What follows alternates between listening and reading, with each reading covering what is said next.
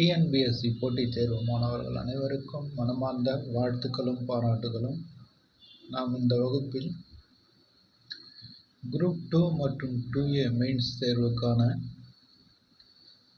மிக முக்கியமான 2 தலைப்புகளை பற்றி பார்க்கலாம் நண்பர்களே. அதாவது தமிழக அரசால் செயல்படுத்தப்பட்டுள்ள 2 திட்டங்கள். முதலில் வானவில் மன்றம், அதாவது நடமாடும் அறிவியல் ஆய்வகம் என்ற திட்டத்தையும், அடுத்து தகைசால் பள்ளிகள் திட்டம் என்ற, அதாவது ஸ்கூல் ஆஃப் எக்ஸலன்ஸ் என்ற 2 திட்டத்தையும் இந்த வகுப்பில் பார்க்கலாம் நண்பர்களே. அதாவது நாம் சில நாட்களாக குரூப் 2 மற்றும் 2A மெயின்ஸ் தேர்வுக்கான பயிற்சி வகுப்புகளை பார்த்து வருகிறோம். அதாவது 2 தேர்வுக்குமே பொதுவாக உள்ள தலைப்புகளை முதலில் பார்த்து வருகிறோம் நண்பர்களே. அதன் அடிப்படையில் டெவலப்மெண்ட் அட்மினிஸ்ட்ரேஷன் ஆஃப் தமிழ்நாடு, அதாவது தமிழ்நாட்டின் வளர்ச்சி நிர்வாகம் என்ற தலைப்பானது குரூப் 2 மெயின்ஸ் மற்றும் 2A மெயின்ஸ் இரண்டுக்கும் பொதுவாக உள்ளது நண்பர்களே. அதாவது இதில் பெரும்பாலும் தமிழக அரசினுடைய திட்டங்களை பற்றி தான் கேள்விகள் இருக்கும். அதனுடைய முக்கியத்துவத்தை கருதி நாம் முதலில் இந்த திட்டங்களை பார்த்து வருகிறோம்.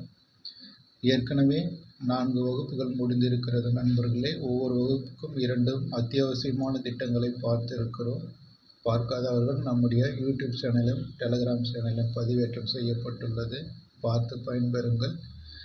இப்பொழுது அதனுடைய தொடர்ச்சியாக இந்த வகுப்பில் வானவில் மன்றம், அதாவது நடமாடும் அறிவியல் ஆய்வகம் என்ற திட்டத்தையும் தகைசால் பள்ளிகள் திட்டத்தையும் பார்க்கலாம் நண்பர்களே. முதலில் நடமாடும் அறிவியல் ஆய்வகம், அதாவது வானவில் மன்றம். இது எப்போது தொடங்கப்பட்டது என்று பார்த்தால் நவம்பர் 28, 2022ஆம் ஆண்டு இந்த திட்டமானது தொடங்கப்பட்டது. எங்கு தொடங்கப்பட்டது என்று பார்த்தால் பாப்பாக்குறிச்சி அரசு மேல்நிலைப்பள்ளி, காட்டூர், திருச்சி. அதாவது பாப்பாக்குறிச்சி அரசு மேல்நிலைப்பள்ளி, காட்டூர், திருச்சியில் தொடங்கப்பட்டது நண்பர்களே. இதனுடைய நோக்கம், அதாவது வானவில் மன்றத்தினுடைய நோக்கம் மாணவர்களிடையே அறிவியல் மற்றும் கணிதம் குறித்து ஆர்வத்தை ஏற்படுத்துவது. அதாவது கணிதம் மற்றும் அறிவியல் குறித்து ஆர்வத்தை ஏற்படுத்துவது, மனப்பாடம் செய்வதை தடுத்து செயல்முறை அடிப்படையிலான கல்வியை அளித்தல். இந்த 2மே வானவில் மன்றத்தினுடைய முக்கியமான நோக்கம். அதாவது அறிவியல் மற்றும் கணிதம் குறித்து மாணவர்களுக்கு ஆர்வத்தை ஏற்படுத்துவது, மனப்பாடம் செய்வதை விட்டு செயல்முறை அடிப்படையிலான கல்வியை அளித்தல். இந்த 2ம் இதனுடைய நோக்கம். அடுத்து இதனுடைய அம்சங்கள், அதாவது வானவில் மன்றம் என்று சொல்லக்கூடிய நடமாடும் அறிவியல் ஆய்வகத்தினுடைய அம்சங்கள், அதாவது ஸ்டெம் துறை வல்லுநர்களால் செயல்படுத்தப்படுகிறது. STEM என்று சொல்லக்கூடிய ஸ்டெம் துறை வல்லுநர்களால் செயல்படுத்தப்படுகிறது.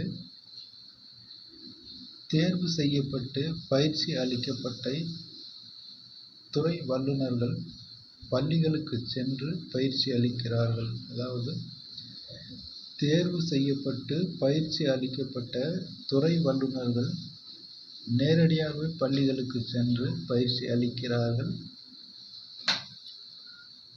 தமிழகம் முழுவதும் உள்ள 13,210 அரசு நடுநிலை மற்றும் உயர்நிலை மற்றும் மேல்நிலை பள்ளிகளில் பயிலும் 25 லட்சம் அரசு பள்ளி மாணவர்கள் பயன்பெறும் வகையில் இந்த திட்டமானது நடைமுறைப்படுத்தப்பட்டு வருகிறது நண்பர்களே. அதாவது தமிழ்நாட்டில் உள்ள மொத்த நடுநிலை மற்றும் உயர்நிலை மேல்நிலை பள்ளிகளின் எண்ணிக்கை 13,210.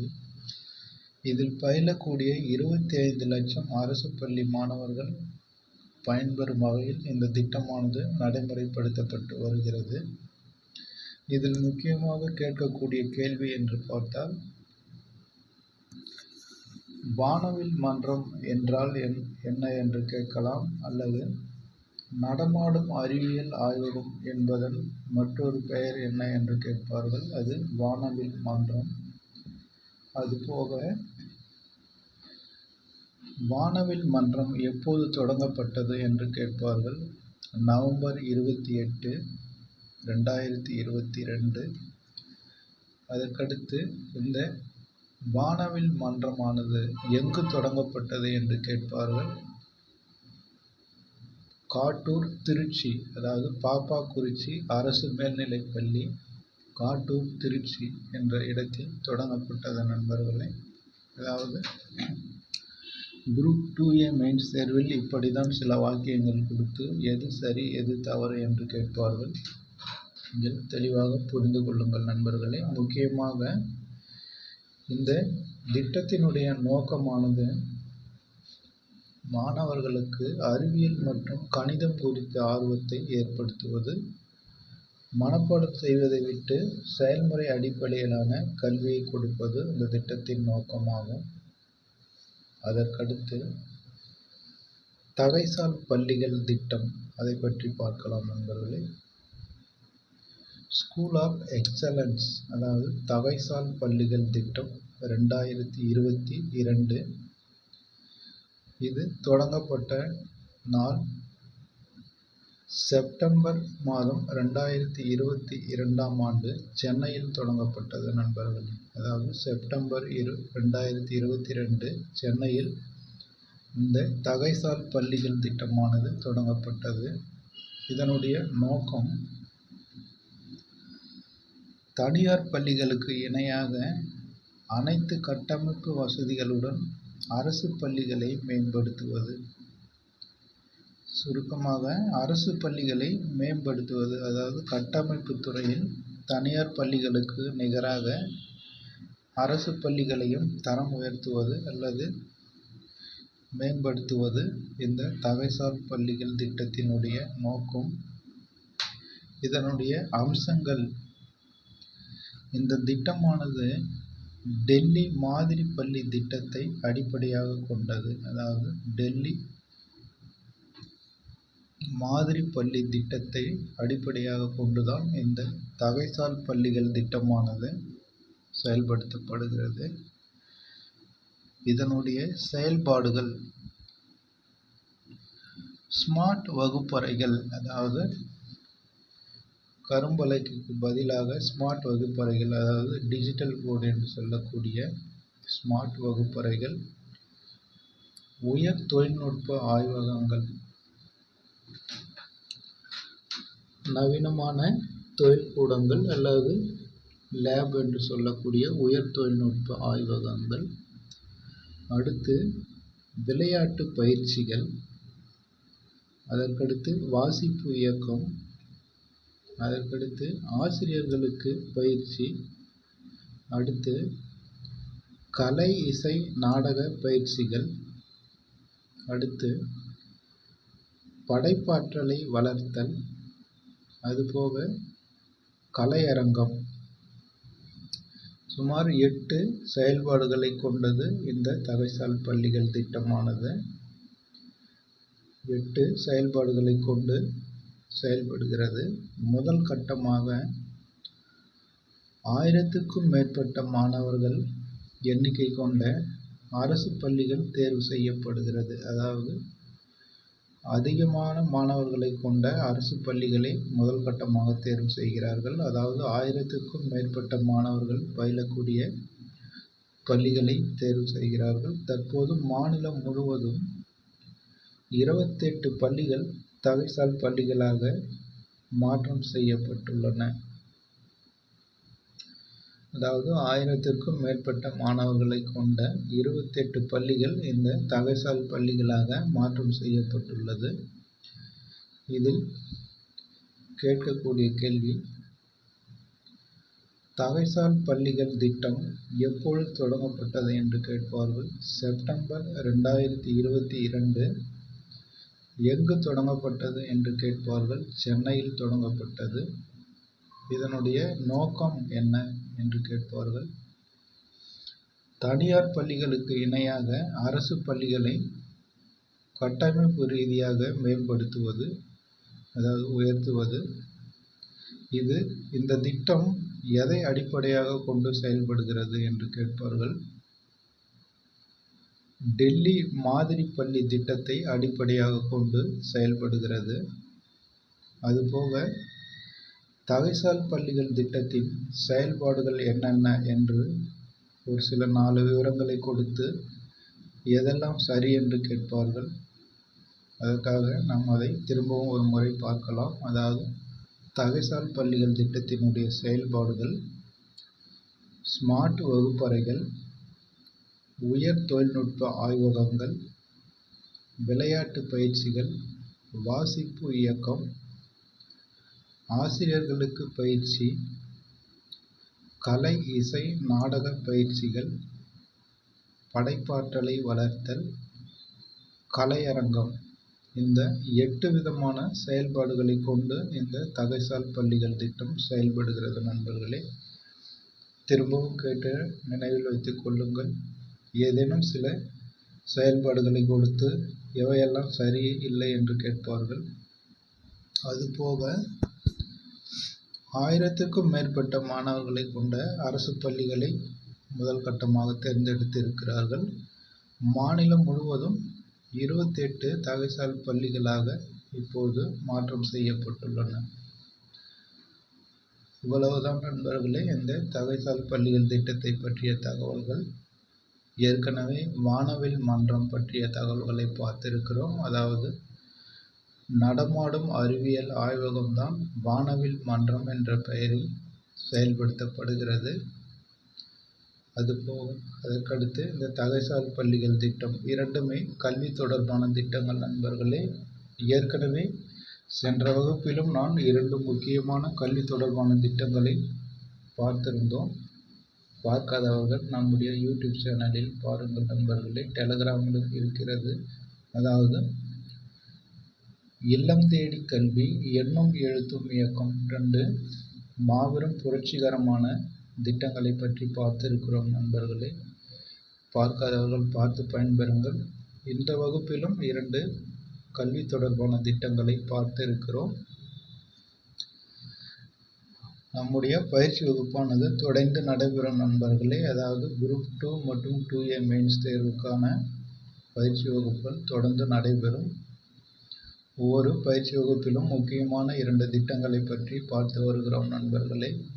இந்த முக்கியமான திட்டங்கள் முடிந்ததும் அதற்கடுத்து முக்கியத்துவம் வாய்ந்த தலைப்பை பற்றி பார்க்கலாம். பார்க்காதவர்கள் பாருங்கள், நிச்சயமாக இது உங்களுக்கு கை கொடுக்கும். அதுபோக குரூப் 2 தேர்வு முடிவானது டிசம்பர் மாதத்தில் வரும் என்று திரு TNPSC தலைவர் பிரபாகர் அவர்கள் சொல்லியிருந்தார். எனக்கு தெரிந்தவரை நவம்பர் கடைசியிலே வந்துவிடும் என்று நினைக்கிறேன் நண்பர்களே. ஏனென்றால் TNPSC ஆனது அவர்கள் சொல்லக்கூடிய காலத்திற்கு முன்பாகவே எல்லாவற்றையும் வெளியிடுகிறார்கள். அவ்வளவு சிறப்பாக தற்போது செயல்பட்டு வருகிறது. அதன் அடிப்படையில் பார்க்கும்போது நவம்பர் கடைசியிலே குரூப் 2 தேர்வுக்கான முடிவுகள் வெளியிட்டு விடுவார்கள் என்று நினைக்கிறேன். அதனைத் தொடர்ந்து மார்ச் மாதம் மெயின் எக்ஸாம் நடைபெறும் என்று சொல்லியிருந்தால் மார்ச் முதல் வாரம் அல்லது பிப்ரவரி கடைசி வாரத்தில் கூட இந்த குரூப் 2 மற்றும் 2A மெயின்ஸ் தேர்வுகள் நடக்கும் என்று நினைக்கிறேன் நண்பர்களே. எனவே நேரத்தை வீணடிக்க வேண்டாம், படிக்க ஆரம்பித்து விடுங்கள். காலம் வெகு விரைவாக கடந்து சென்றுவிடும். கேள்வித்தாளானது மிக கடினமாக இருக்கும் நண்பர்களே. குரூப் 2 பிலிமினரி தேர்வு எழுதியவர்களுக்கு தெரியும் கேள்விகள் எவ்வளவு கடினமாக கேட்டிருந்தார்கள் என்று. அதாவது வினாத்தாளை படிப்பதற்கே எவ்வளவு நேரம் எடுத்துக்கொள்ளும் நண்பர்களே, அவ்வளவு விரிவாக வினாக்களை கேட்டிருந்தார்கள். அதாவது ஒரு பக்கத்திற்கு ஒரே ஒரு கேள்வி மட்டுமே கேட்டிருந்தார்கள் நண்பர்களே. நீங்கள் புத்திசாலி மாணவராக இருந்தால் கூட அந்த வினாவை முழுவதுமாக படித்து பதிலளிப்பதற்கு காலம் எடுத்துக்கொள்ளும். அதனால் கடைசி நேரத்தில் 10 அல்லது 20 வினாக்களுக்கு பதிலளிக்க முடியாமலே போய்விட சூழ்நிலை நண்பர்களே. எனவே வினாத்தாளானது மிக கடினமாகவே தயாரிக்கிறார்கள். நீங்கள் இப்பொழுதிருந்தே சுதாரித்துக் கொள்ளுங்கள் நண்பர்களே. அப்பொழுதுதான் மெயின்ஸ் தேர்வில் வெற்றி பெற முடியும். மெயின்ஸ் தேர்வும் மிக கடினமாக தான் இருக்கும். ஏனென்றால் போட்டி சூழல் அதிகமாக இருக்கிறது நண்பர்களே. ஏறக்குறைய ஒரு பதவிக்கு 600 பேர் போட்டியிடுகிற சூழல் இருக்கிறது நண்பர்களே. அதனால் கேள்வித்தாளானதும் கடினமாகத்தான் இருக்கும். இப்பொழுதிருந்தே மெயின்ஸ் தேர்வுக்கு படிக்க ஆரம்பித்து விடுங்கள். அதற்கடுத்து தேர்தல் முடிந்த பிறகு அடுத்த ஆண்டுக்கான தேர்வுகள் தொடங்கும். அது வரிசையாக group 4, group 2, 2A, combined technical service என்று சொல்லக்கூடிய CTS எக்ஸாம் போன்ற தேர்வுகளும் வரும் நண்பர்களே. அதுவும் உங்களுக்கு கை கொடுக்கும். எக்காரணத்தை கொண்டும் நேரத்தை வீணடிக்க வேண்டாம். ஏதாவது ஒரு தேர்வுக்கு தொடர்ந்து படியுங்கள். அப்போதுதான் வெற்றி பெற முடியும் நண்பர்களே. நம்முடைய சேனலை தொடர்ந்து பார்த்து வாருங்கள். உங்களுடைய நண்பர்களுக்கும் தெரியப்படுத்துங்கள். அவர்களும் பார்த்து பயன்பெறட்டும். அடுத்து வரும் வகுப்பில் அடுத்து ஒரு முக்கியமான திட்டமாக உள்ள முதல்வரின் காலை உணவு திட்டத்தை பற்றி பார்க்கலாம் நண்பர்களே. இந்த திட்டமானது உலக அளவிலேயே வியந்து பார்க்கக்கூடிய ஒரு திட்டமாக இருக்கிறது. எல்லோரும் தன்னுடைய மாநிலத்தில் தன்னுடைய நாட்டில் செயல்படுத்தலாம் என்று நினைத்து சில மாநிலங்களிலே செயல்படுத்தி வருகிறார்கள். அதற்கு முன்மாதிரியாக நம்முடைய தமிழ்நாடு இந்த காலை உணவு திட்டத்தை தொடங்கியது. அவ்வளவு சிறப்பும் செம்மையுமான இந்த திட்டத்தை பற்றி அடுத்த வகுப்பில் பார்க்கலாம் நண்பர்களே. நீங்கள் அனைவரும் போட்டித் தேர்வில் வெற்றி பெற்று அரசாங்க அதிகாரியாக வேண்டும் என்று மனமாற வாழ்த்துகிறேன். நன்றி நண்பர்களே.